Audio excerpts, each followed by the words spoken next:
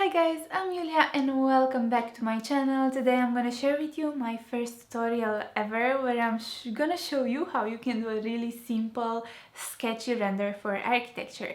I'm doing this because so many of you asked me how you can do a really simple render for architecture. This is gonna be something really simple and easy that anyone can do, so don't worry about it. If you like this kind of videos, then I will definitely get into more realistic renders, and I'm gonna show you how you can do more realistic renders in the future. But for now, I'm gonna start with this because it's simple and easy, anyone can do it. It's really nice and cute. So yeah, if you want to see more videos like this and if you enjoyed this video, please don't forget to let me know in the comments down below because your feedback means a lot to me and it's extremely helpful.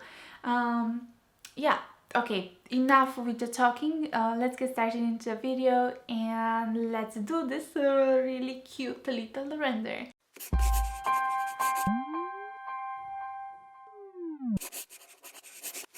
So, in order to show you how to do a sketchy render, I'm gonna use this sample model from Revit. So the first thing that I'm gonna do is to use this scope box in order to crop the model because it's easier to export and it won't take that long. I'm just gonna export it as a DWG.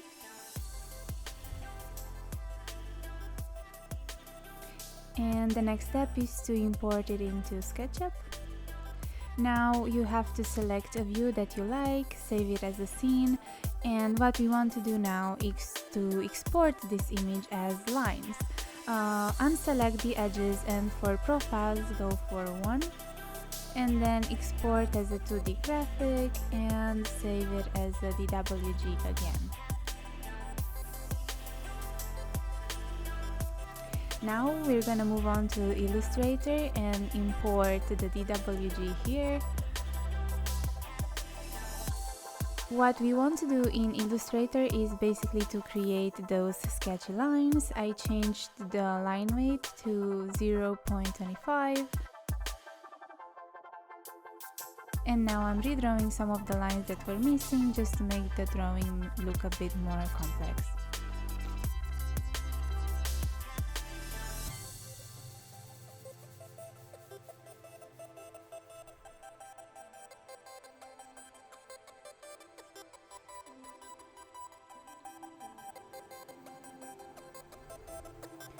The next step is to use the warp tool in order to make the lines look a little less straight because we want to achieve this sketchy style, don't we?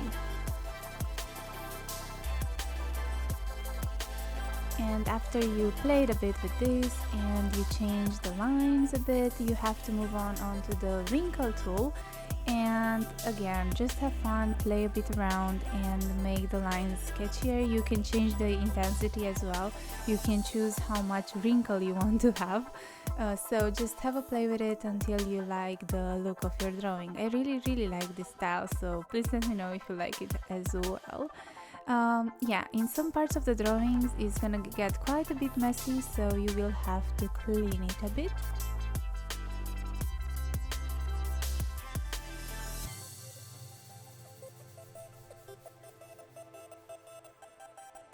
And now the next step is to move on to Photoshop. I know it's a whole process, but I think it's worth it. It's quite nice, even though it's quite a cartoonish kind of style, but I like it. So now that we have the base, we want to add some textures and colors to it. The next step is to move on to Pinterest, and I was looking for some inspiration. I found some images that I like, and I will apply the same style to my drawing. The next step was to look for a texture for the floor. I was looking for a rustic texture.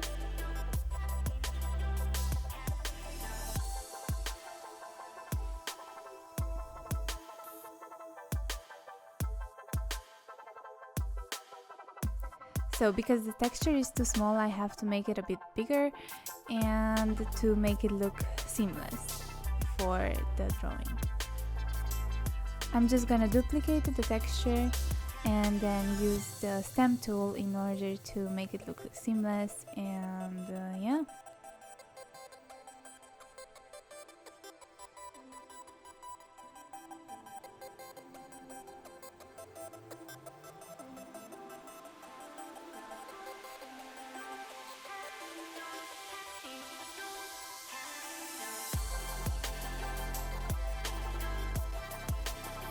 Now I copied the texture into the main file,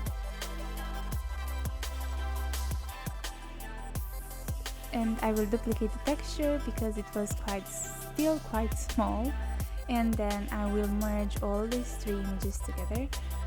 Multiply those images. We want to see the lines underneath, and you have to press Ctrl T in order to stretch your image and make it match your drawing.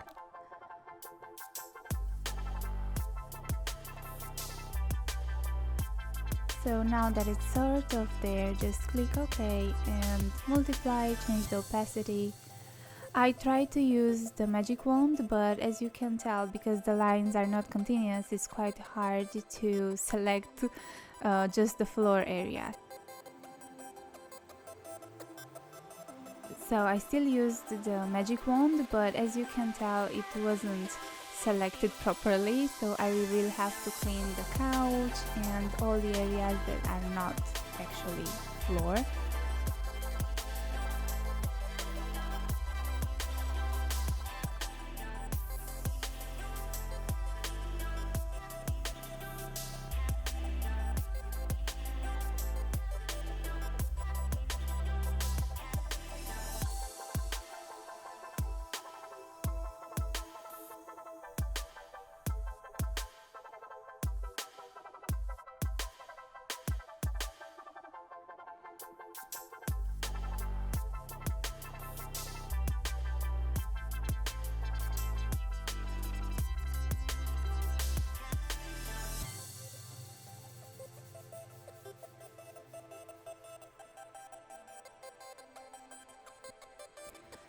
So yeah, I applied the same method for the windows. Again, I tried to use the magic wand, but because the lines are not continuous, I couldn't select all of them, so I had to select them manually afterwards, as you can see here.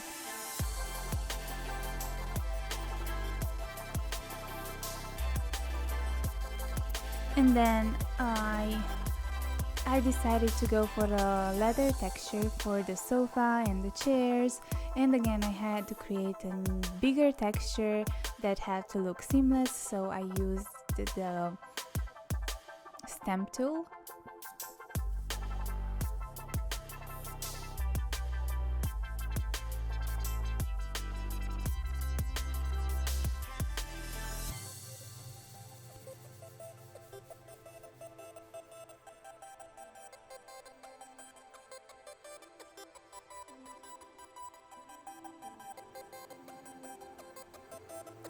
So again, I had to select the area manually. I used the mask tool and changed the opacity. I adjusted a bit the colors because I wasn't exactly happy with the color of the leather, but the idea of this render is to be sketchy and messy, so it's fine even though it's not perfect.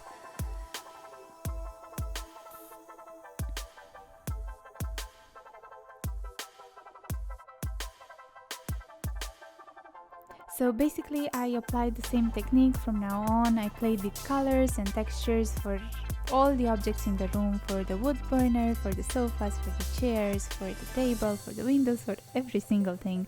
It's extremely easy and effective, I think, especially for the first stages of your project.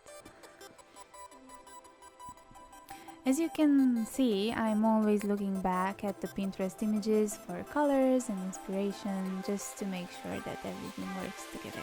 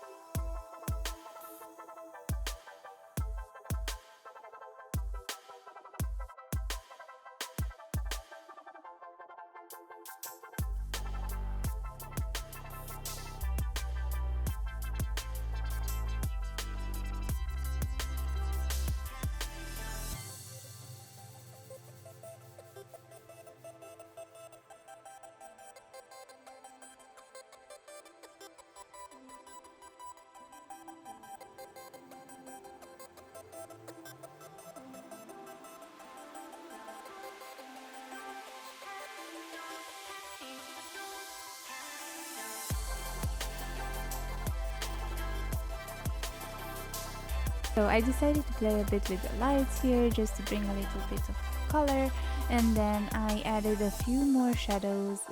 Adding shadows is extremely effective, and yeah, I think that it brings a bit of depth to the drawing.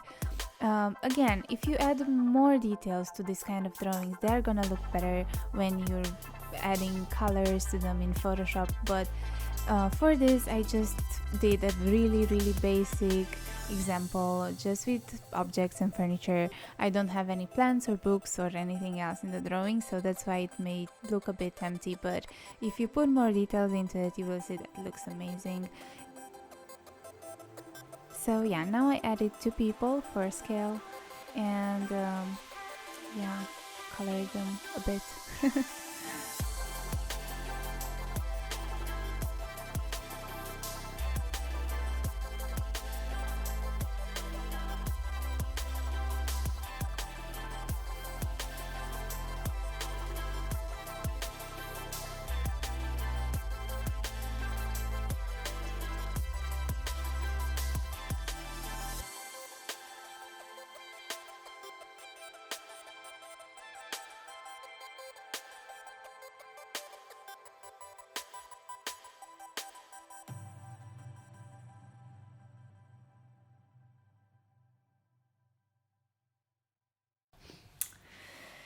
So yep, that was it, guys. I know it's extremely easy, isn't it?